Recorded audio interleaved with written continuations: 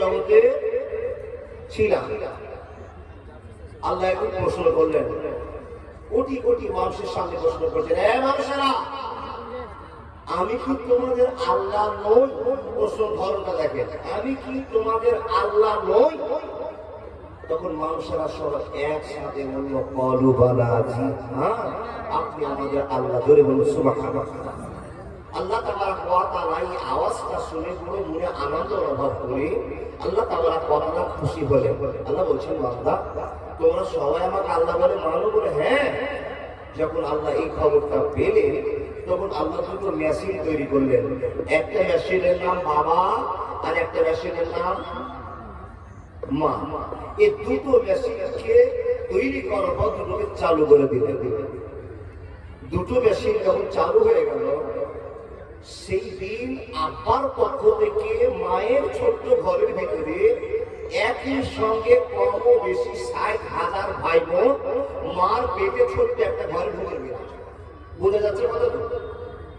জি, আল্লাহ দুটো মেশিনের সাহায্যে আপনাকে আমাদের দুনিয়াতে নিয়ে আসছেন। আব্বার কাছ থেকে চলে গেলাম মায়ের রেহেমে, ছোট্ট একটা ঘর। সে ছোট্ট ঘরে গিয়ে আমরা ৬০,০০০ ভাই বোন মারামারি চালু করলাম। বন্ধুরে আমার, মারামারি চালু করলাম। আমাদের অবস্থানটা দেখে আল্লাহ তাআলা বিচার শুরু করলেন। এখানে ৬০,০০০ ভাই বোন এক জায়গায় আছে, এতগুলো মানুষের জায়গা হবে না। তাই তো আল্লাহ সিদ্ধান্ত করলেন, তোমরা ভাই বোনেরা মারামারি লাগিয়ে দাও। আর মারামারিটা চালু হয়ে যাবে। মারামারি করতে করতে করতে করতে করতে সবাই মরে সাফ হয়ে যাবে। আমি আল্লাহ যাকে চাইবো সেই ছেলেটাই মার পেটে বেঁচে যাবে, সেই মেয়েটাই মার পেটে বেঁচে যাবে। যুদ্ধ চলতে চলতে চলতে চলতে চলতে আল্লাহ আপনাকে সাহায্য করেছেন, আল্লাহ আপনাকে শক্তি দিয়েছেন। আপনি ৬০,০০০ ভাই বোনকে মেরে দেওয়ার পরে মার পেটে আপনি একলাই বেঁচে গেলেন। বন্ধ, সময়টা পার হয়ে চলে গেল, সময়টা আপনার পার হয়ে চলে যায়। এ করতে করতে আপনি মার পেটে একলাই সুন্দরভাবে অবস্থান করলেন, সবাই বেরিয়ে গেল। বন্ধুরে, এ করতে করতে সময় যখন আপনার পার হয়ে গেল, যেদিন টাইম পড়ে গেল, আপনি আমি মার পেট থেকে দুনিয়ার জগতে এসে পদার্পণ করলাম। বন্ধুরে আমার, যেদিন দুনিয়াতে আমার আপনার জন্ম হলো, সেই দিন থেকে গণনা চালু হলো। আপনি পৃথিবীর বাসিন্দা, পৃথিবীর মেহমান, পৃথিবীর মানুষ। আপনি আল্লাহকে কলু বালা বলে সান্ত্বনা দিয়েছিলেন, ভালোবাসা দেখিয়েছিলেন। আর আল্লাহ সেই দরুন আপনাকে নিয়ে আসেন। আস্তে আস্তে দুনিয়ার জগতে আপনি একদিন, এক মাস, ১ বছর করতে করতে যেই দিন আপনার বয়স ৭ বছর হলো, যেই দিন ৮ বছর, ৯ বছর, ১০ বছর হলো, বন্ধুরে আপনার আব্বা আপনাকে বলছে, ও আব্দুস সাত্তার, চলো চলো চলো, নবীর আদেশ হয়েছে। আমাদের নবী আপনাকে আদেশ করেছে, পৃথিবীর যত বাপ থাকবে, পৃথিবীর যত মা থাকবে, এদেরকে আল্লাহ তাবারাক ওয়া তাআলা ঘোষণা করেছেন। আল্লাহ নবী ঘোষণা করেছেন, ছোট্ট ছোট্ট ছেলে মেয়েদেরকে মসজিদে নিয়ে যেতে হবে। ওরে আব্দুস সাত্তার চলো।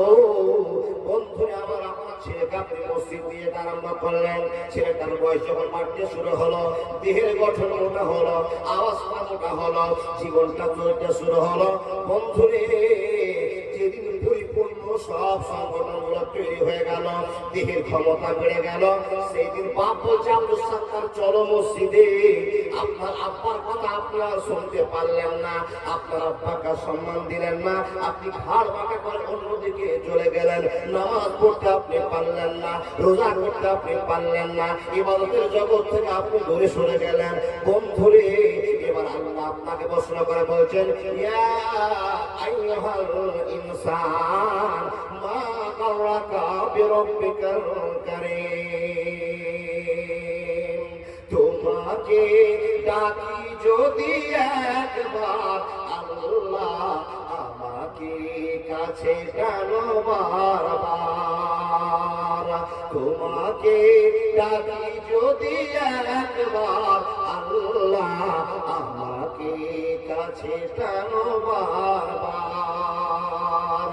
যদি পথ ভুলে যায় আমাকে দিও ঠায়, যদি পথ ভুলে যায় আমাকে দিও ঠাই দিও দিশায় টুকু আবদার আল্লাহ আমাকে কাছে টানো বারবার তোমাকে ডাকি যদি একবার আল্লাহ আমাকে কাছে টানো বারবার আওয়াজ করে বলুন লিল্লাহি তাকবীর। বন্ধুরা আমার হাজার হাজার মানুষ আমরা দুনিয়াতে আসলাম আর আল্লাহ আপনাকে প্রশ্ন করে বলছেন মা গররাকা বিরব্বিকাল কারীম বান্দা বলো তো তুমি যে আমাকে আকাশের মাটিতে কথা দিলি আল্লাহ তোমাকে এক বলে মানবো তোমাকে রব বলে মানবো তোমাকে আল্লাহ বলে মানবো তোমাকে আল্লাহ ছাড়া আর কাউকে আল্লাহ বলবো না এ বান্দা বলো তো মা গররাকা বিরব্বিকাল কারীম এমন কোন জিনিসের জন্য তুমি নামাজ পড়তে পারলে না রোজা করতে পারলে না দান করতে পারলে না হজ করতে পারলে না আমাকে খুশি করতে পারলে না বলো কোন জিনিস তোমাকে আমার থেকে বেশি মহব্বত দিয়েছে। বন্ধুরা আমার আপনাকে আল্লাহ বারবার প্রশ্ন করে বলেন ইয়া আইয়ুহাল ইনসান মা গাররাকা বিরব্বিকাল কারীম বান্দারে বলো আমার চাইতে তোমাকে পৃথিবীর কে বেশি ভালোবাসা দেখিয়েছি কোন জিনিসের জন্য তুমি আমাকে ছেড়ে দিয়েছো বলো বলো বলো আমি তোমার কাছে জানতে চাই।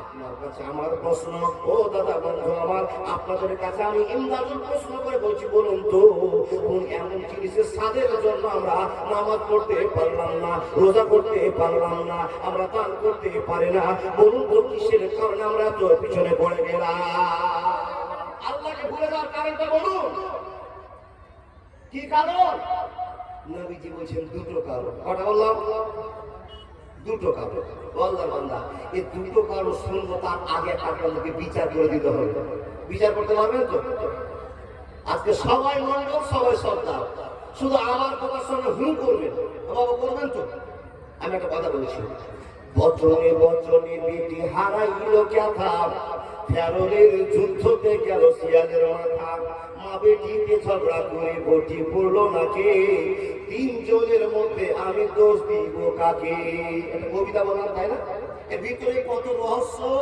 জ্ঞানমূলক কথা ঢুকে আছে আমরা জানি না একটু শর্ট টাইম আপনাদের টাইমের ভিতরে কিছু কথা বলতে হবে আল্লাহর বান্দা বুদ্ধি করে বলুন তো আমি যে কবিতাটা বলছি বচনে বচনে বেটি হারাইল কথা ফেরনের যুদ্ধতে গেল শিয়ালের মাথা সত্য কথা জেনে নেন যার যত টাকা বেশি তার তত টেনশন না বেশি যার টাকা নাই ওকে যেখানে বসাবেন সেখানে ঘুম করে নেবে আর যার টাকা বেশি আছে বাবা টাকা হলে এক জায়গা থেকে আরেক জায়গায় সিদ্ধান্ত বেশি হয় একটা গরিব মানুষ মহিলার কথা কিন্তু প্রমাণ হয়েছে এক বুড়ি মহিলা কিছু অর্থ জমা করতে করতে মেয়ের একটা পুঁজি 1 লক্ষ টাকা একটা অ্যামাউন্ট হয়েছে 1 লক্ষ টাকা জমা হয়েছে এই টাকা যখন 1 লক্ষ টাকা হয়েছে তখন বুড়ির আর ঘুম হয় না টেনশনে পড়ে গেছে টাকা কি করবো যদি আমি বাড়িতে রাখি তাহলে লোকরা চুরি করে নেবে একটা বড় ঝামেলায় পড়ে যাবে এত কষ্টের টাকা তো এই আমি টাকাগুলোকে আমার মেয়ের বাড়িতে জমা দিয়ে আসবো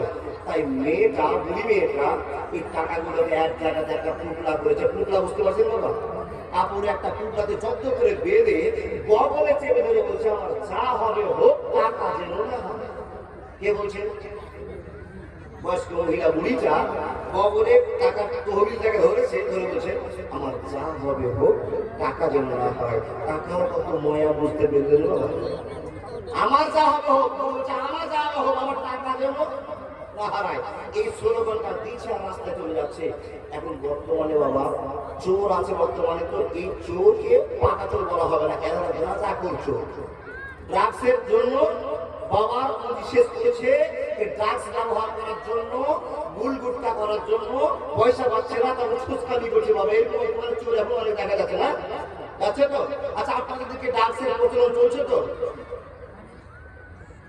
চলে না অনেক আল্লাহু আকবার কাবীরা চালিয়ে যান প্রচুর লেগেই চলছে ও আল্লাহর বান্দা এই ডাক করে রাত তখন 2-3 জন দাঁড়িয়ে আছে আরে বুড়ি কি বলছিল আমার যা হবে হোক টাকা যেন না হারায় তো নিশ্চয়ই বুড়ির কাছে টাকা আছে আর আরো টাকা তো বড় প্রয়োজন আছে তো চল বুড়িকে ঠকাই কি করে ঠকাবি তো বলে বুড়িকে একজন দোকানে নিয়ে যা আদর করে গল্প করতে করতে চা খাওয়াবি কেউ চা খাওয়াবো তো গল্প করবো আর কেউ ব্যবসা করে পালিয়ে যাবি। ঠিক তাই বুড়িকে দোকানে নিয়ে গেছে, চায়ের দোকানে একটা 5 টাকা চা দিয়েছে। বুড়ির সাথে খুব মনে আনন্দে গল্প করছে, একবারে পেটে ঢুকে গিয়েছে বাবা, খুব জলপড়া জমেছে। আর একজন ওই বুড়ির যে টাকাটা ছিল বুড়ি রেখে বেঞ্চের উপরে চা টান দিয়েছে, আর একজন চুরি করে পালিয়ে গেছে। প্রথম বিচারটা আপনারা করুন, এই যে টাকাটা হারিয়ে গেল, তো প্রথম নম্বরে দোষী কাকে বলবে? বিচার ভুলে গেলে প্রথম দোষী কে? আল্লাহ আকবার। আচ্ছা বাবা, বিচার করতে হলে এখন সাহেব তার জন্য বাড়িতে বউ আর আপনার মা ঝগড়া করছে, বারবার আপনি বউর পক্ষে বিচারটা করুন। আমি পাবি প্রথম যদি কাউকে দোষী বানান, তাহলে বুড়িটাই 1 নম্বর দোষী। কেন? আরে তোমার কাছে টাকা আছে, এটা লোভী তো সবাই। তুমি কেন মুখ থেকে ভাষণ শুরু করেছো আমার যা হবে হোক, টাকা তুলে না হারাই?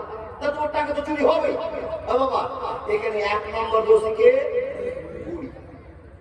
একটা বিচারকে তো গোলমাল করে দিলেন। দ্বিতীয় নম্বর বিচারটা করে দেখার তো, ফেরনের যুদ্ধতে গেল শিয়ালের মাথা। ফেরন মানে ভেড়া, বুঝলেন না? দুটো ভেড়া ফাঁকা মাঠে যুদ্ধ লেগেছে, মারামারি শুরু করেছে। ভেড়ার যুদ্ধ তো বুঝতে পারছেন বাবা, সকালে লাগলে 12টা হয়ে যাবে, তার শেষ। দুটো ভেড়া মাঠে ফাঁকা মাঠে যুদ্ধ লেগেছে, মারামারি লেগেছে। আর দূর থেকে ভুট্টার জমি থেকে একটা শিয়াল বেরিয়ে তাকলিক করে বসে আছে। এই ভেড়া দুটোর ভিতরে যেটা মরবে সেটাকে খুব আনন্দ করে খাবো। তো ভেড়া যুদ্ধ লেগেছে বাবা, সকাল 8টার সময় 9টা বেজে যাচ্ছে, এদের মারামারি শেষও হয় না, আর কেউ মরেও না। আর দূর থেকে শিয়াল বসে থাকতে থাকতে মনে একটা বিরক্ত চলেছে, এরা তো মারামারি করছে, তো বেশি জোরে মারামারি করে না, পরীক্ষা করি তো। 8টার সময় মারামারি চালু করেছে, আর 10টা বেজেছে, 9টা বেজেছে, মারামারিতে একজনও মরে না। শিয়াল চালাকি করে দুটো ভেড়া দুদিক থেকে রেডি হয়েছে, আর এই টেস্ট করবার জন্য, পরীক্ষা করবার জন্য যে কত জোরে মারামারি করছে দেখবো, টেস্ট করার জন্য মাথার সামনে দিয়েছে, আর দুই দিক থেকে দুটো পাটা ঠাই করে দিয়েছে।